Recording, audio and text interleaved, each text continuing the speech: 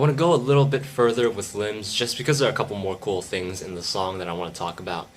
We're going to pick up from where the two guitar melodies left off and go into the main riff. So the song's chord progression is G major to a D major, and we're going to play it by adding this F sharp in the bass to invert the chord. Then it goes to E minor, back to D.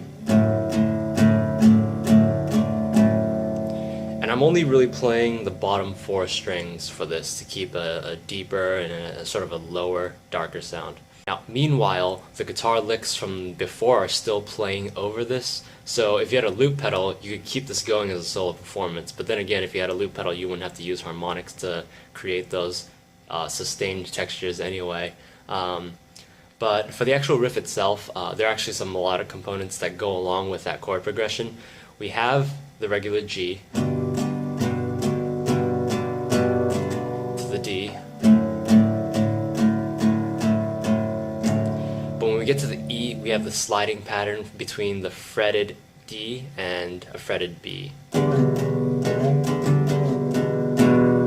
then we go back to the D. And the D chord ends with a C sharp, which makes this an inverted major 7 chord. And it sounds really dissonant because you have this minor second interval. When we repeat, it starts off the same.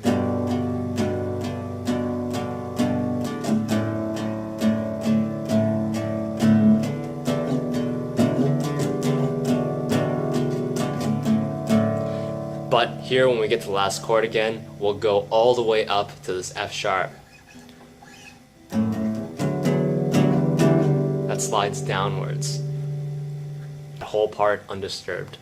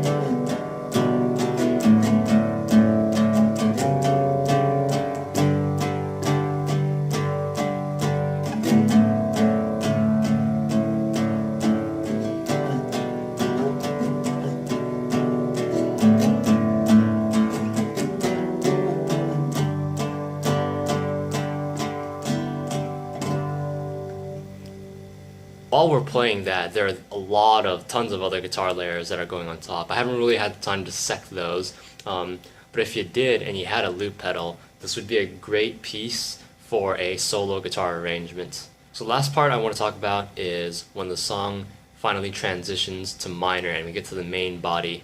There's a really cool composition to it. The bass riff is this arpeggiated, it's an inverted G power chord,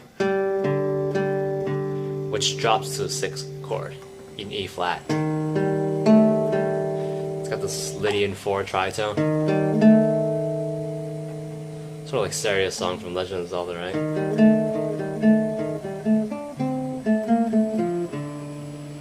And we're going to play that by just stretching down to keep the sustain. Now the cool part that I want to talk about is the lick that goes on top. It's this pattern.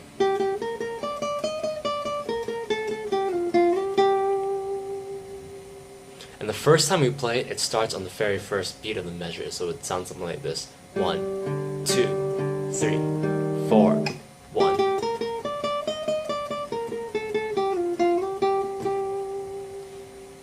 The interesting thing is when we repeat it, it gets bumped forward by an 8th note to the end of 1. So it's 1, 2, 3, 4, 1, and. And it sounds a little different every time you play it because it's a little bit staggered. The next line, it gets bumped again to the 2, 1, 2, 3, 4, 1, and 2.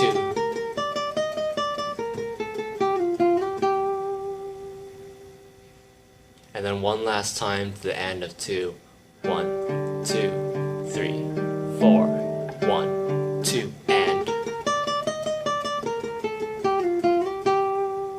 So unfortunately it does not keep going on after that.